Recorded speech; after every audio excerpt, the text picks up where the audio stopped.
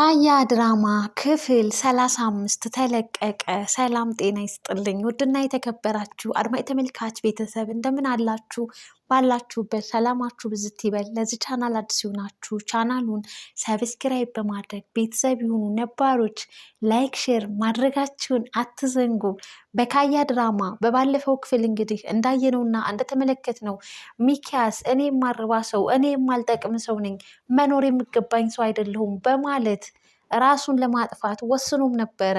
ራሱ ላይ እንግዲህ ሽጉጥ ደቅኖ ሳለ ነገር ግን ራሱንም ለማጥፋት መጨከን ያቃተው ሰው እንዲሁም ደግሞ ራሱን በራሱ የታዘበ ሰው እኔ ወንድ አይደለሁም ራሴን ራሱ ማጥፋት ያቃተኝ ሰው ነኝ በማለትም እንግዲህ አባት በጣም ያሳዝን ነበረ። ታማሚ ናቸው። በዊልቸር ላይ ነው የሚኖሩት የሚንቀሳቀሱት። በመሬት እንግዲህ መሬት ለመሬት ተገትተው ልጃቸውን ተማጸኑት። እባክህ ልጄ በጣም ነው የምወድህ እኮ ተናድጄን የተናገርኩህ አንተን አጥቼ እኔ መኖር አልችልም እኔን ለማን ትተህ በማለት አባት በሚያሳዝን ሁኔታ እንግዲህ ልጃቸውን ለምነውት እንደሚዋደዱም እንግዲህ ፍቅራቸውን አባትና ልጅ ተገላልጸዋል። አባትም እንግዲህ በቃ አባዬ ሁለተኛ መድኃኒትም አልወስድም ምግብም አልበላም እንዳትለኝ ምንም አይነት ነገር ቢፈጠር በማለት እንግዲህ ተስማምተዋል። በዛሬው በክፍል 35 ደግሞ ሚኪ እንግዲህ ከአጋቹ ማህሌትን ካገታት ሰው ጋር ተደራደሩ። በብር 700,000 ብር ካመጣህ እህትህን እሰጥሃለሁ አለው። ሚሊዮን ነበር የጠራለት። ነገር ግን እባክህን አስተያየት አድርግልኝ ከየት አመጣለሁ በማለትም ነበረ። በዚህ መሀል ውስጥ ግን ለማህሌት ሚኪያስ ምን አይነት ሰው እንደሆነ እንግዲህ ብሩክን አስገድላለሁ ብሎ ሚስቱን እንዳስገደለም ገዳዩም እሱ ለራሱ እንደሆነ በደንብ አድርጎ ነግሯታል። በጣም በሚያሳዝን ሁኔታ ግን ማህሌትም ታማለች፣ ያስመልሳታል ሁሉ። ያ ማለት እንግዲህ ያው ጾታዊ ጥቃትም ስላደረሰባት ማህሌት ከነፍሰ ገዳዩ ሰው ጸንሳለች ማለት ነው። ይህንን እንግዲህ ወደፊት በዝርዝር በደንብ የምናየው ይሆናል ማለት ነው። እናም እንግዲህ በጣም በሚገርምና በሚያሳዝን ሁኔታ ያው ሚኪያስ ለኮማንደሩ በመናገር እንግዲህ አፈፍ አድርገው ብሩን አቀብላለሁ ሲል አፈፍ አድርገው ወንጀለኛውን ይዘው እህቴን አስነጥቃለሁ 5 ሳንቲምም አልሰጥም፣ ለእሱ የሚሰጠውን ሳንቲም ደግሞ ኮማንዱ እኔ ነኝ የምወስደው በማለትም ነበር የተስማሙት። በዛ መሀል ውስጥ ግን በጣም በሚያሳዝን ሁኔታ ተከስተን እንግዲህ ከፍና ዝቅ እያደረገ ንዴቱን የሚወጣበት ብሽቀቱን የሚወጣበት በጣም የሚያሳዝን ሰው ተከስተ እንግዲህ እየተሰደበ እየተረገጠ በሚኪያስ ይኖራል። ነገር ግን አሁን ላይ ተከስተ ቀናቶችንና ምቹና አመቺ የሆነ ጊዜ እያመቻቸ ይገኛል። እናም እኔም አልለቅህም፣ በተራህ እጫወትብሃለሁ፣ እግሬ ስር አንበረክካለሁ፣ አሁን ጊዜው አይደለም እንደፈለግኩን በማለት ተከስተ ውስጡ እያረረ እየተናደደ ነገር ግን በትዕግስት እንግዲህ ሚኪን ይዞት ይገኛል ማለት ነው። ለሚኪ ትልቅ ድግስ እየተደገሰለት ነው በየአቅጣጫው። ውድና የተከበራችሁ አድማጭ ተመልካች ቤተሰብ ይህንን ቻናል ሰብስክራይብ ማድረጋችሁን እንዳትረሱ። በሌላ በኩል ደግሞ በባለፈው ክፍል እንዳየነውና እንደተመለከትነው ያው ልዕልት ብሩክን እንግዲህ ያው ብሩክ ብር ስለሚፈልግ ብሩን አዘጋጅቼልካለሁ ቤት መተህ ውሰድ ብላ እንግዲህ የፍቅር ቄጤማ ጎዝጉዛ አበባውን ዊስኪውን አዘጋጅታ ነበረ የጠበቀችው ዲኮር በዲኮር አድርጋ ወደ ቤት እንግዲህ ብሩክ ሲከሰት በጣም ነበር የተገረመው። ላንተ ብዬ ነው አያምርም ደስ አይልም ና አረፍ በል ቁጭ በል በማለት እንግዲህ እዛ የፍቅር ቄጤማ የተጎዘጎዘበት አበባ ላይ በወይን የታጀበው እንግዲህ ዲኮር እጅጉን በጣም ያምር ነበረ። አብሯትም ተቀመጠ። ነገር ግን ፍርሃትም ይሰማው ነበረ ብሩክ።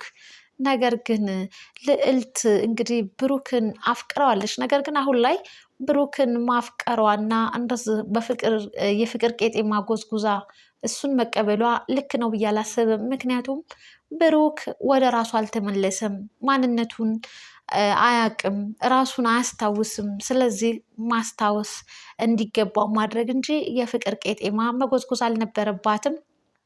እናም እንግዲህ ወደ ልዕልት ከመሄዱ በፊት ርብቃ ማስጠንቅቃው ነበረ መሄድ እንደሌለበት። ነገር ግን ብሩክ አንድ በአንድ እንግዲህ ካልተነገረው እንዲህ ነገር ቶሎ አይገባውምና እጅጉን በጣም ርብቃም እየተናደደችበት ተመልክተናታል ማለት ነው።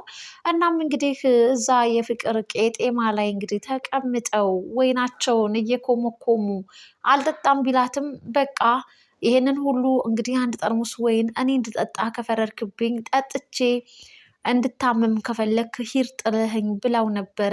እሱም በቃ ላግዛት እንዴት ብቻዋን ይህን ሁሉ ትጠጣለች በማለትም እንግዲህ ሊያግዛት መጠጣቱን ጀምሮ በስተመጨረሻም እንግዲህ ልዕልት ራሷን እንግዲህ መቆጣጠር አልቻለችም እና ልትስመው ስትጠጋ ነገር ግን እኔ ዝግጁ አይደለሁም በአሁን ሰዓት በጣም ይቅርታ ልዕልት ነበር ያላት።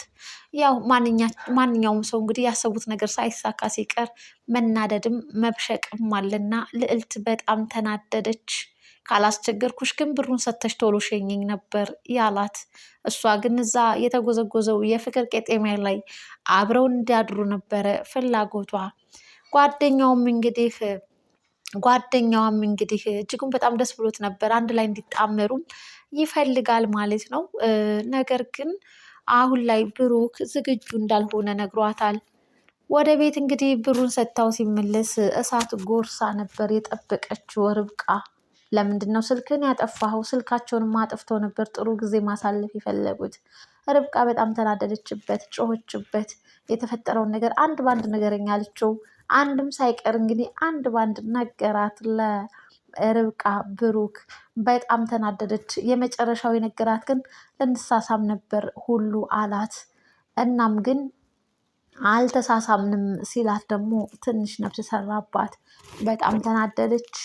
ርብቃ ልዕልትን ማግኘት ፈለገች። ተቀጣጠሩ፣ ተደዋውለው ተቀጣጠሩ።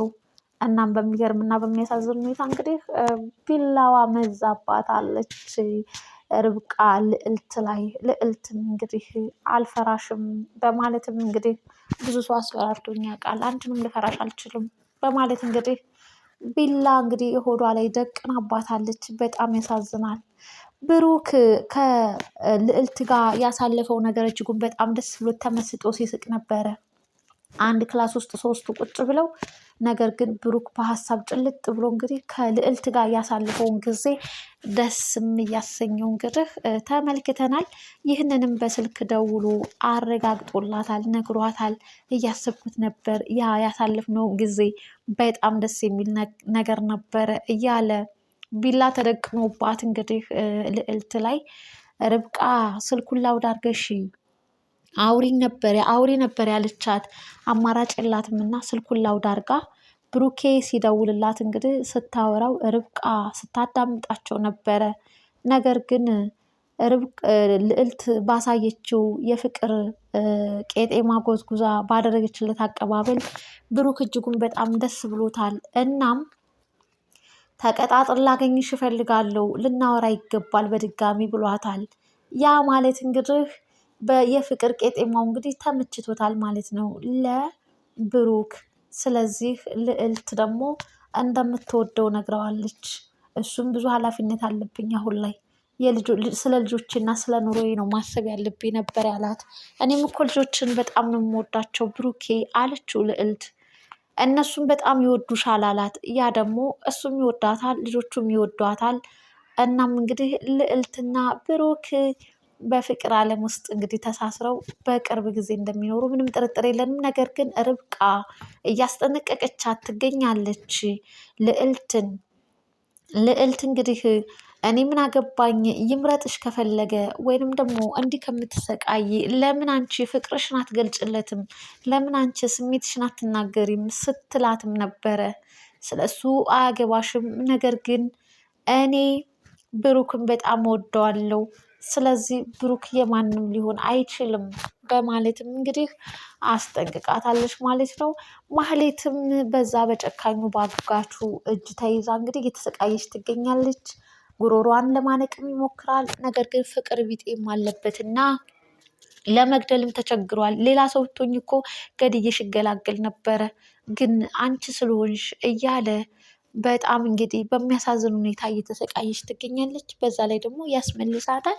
ያ ማለት ደግሞ ማህሌት አርግዛለች፣ ነፍሰ ጡር ሆናለች ማለት ነው። መድኃኒት ከሐኪም ቤት ሁሉ አምጥቶ ሰጥቷታል። እንግዲህ የማህሌት ሁኔታዋ ምን ይሆን? መጨረሻ የእሷ ህይወት እጣ ፋንታዋ ምንስ ሊሆን ይችላል? አሁንም ሊለቃት አልቻለም። በስተ መጨረሻም ግን ወንድምሽን እገለዋለሁ እያለ እያስፈራራትም ይገኛል ማለት ነው። ብሩክና ሚኪም ተፋጠው ተመልክተናቸዋል። ብሩክ እንግዲህ ብር ስጠኝ እህቴ ወደዚህ ሀገር መግባት አለባት እንድትመጣ ሲለው እንግዲህ ሲስቅበትና ሲሳለቅበትም ተመልክተነዋል። ብሩክም እጅጉን በጣም ተናዷል ማለት ነው። በአንተ ትንሲትና በአንተ ምክንያት ነው ማህሌት የታገተችብኝ፣ ሚስት የሚሞተችብኝ በማለት እንግዲህ ብሩክን እንደ ጥፋተኛ እያደረገ አላፍርባዩ ሚኪ እንግዲህ በስካር መንፈስ እጅጉን በጣም እየተዘባነነበት ተመልክተናቸዋል ማለት ነው። ውድና የተከበራችሁ አድማጭ ተመልካች ቤተሰብ ካያ ድራማ ብዙ ነገሮችን እንግዲህ ዳሰስ አድርጎ አሳይቶናል ማለት ነው። አስተማሪና ጠቃሚ ነው። በካያ ድራማ ላይ ያላቸውን ሀሳብ አስተያየት በኮመንት አጋሩን። እናም እንግዲህ ልዕልትና ሚኪ ልዕልትና ብሩክ በፍቅር ዓለም እንግዲህ እንደሚተሳሰሩ ግን ርብቃ ምን ታደርጋት ይሆን? ልዕልትን በቢላዋ ልትወጋት ቢላዋን ሆዷ ላይ ደቅናባት ነው ክፍል 35 የተቋጨው። ቀጣዩን እንግዲህ በቀጣይ ክፍል የምናጋራችሁ ይሆናል ማለት ነው። በጣም በሚያሳዝን ሁኔታ ልዕልት ከዚህ ቢላ ትተርፍ ይሆን ወይንስ ርብቃ ተወጋት ይሆን? ግምታችሁን በኮሜንት አጋሩን። ባይ ባይ።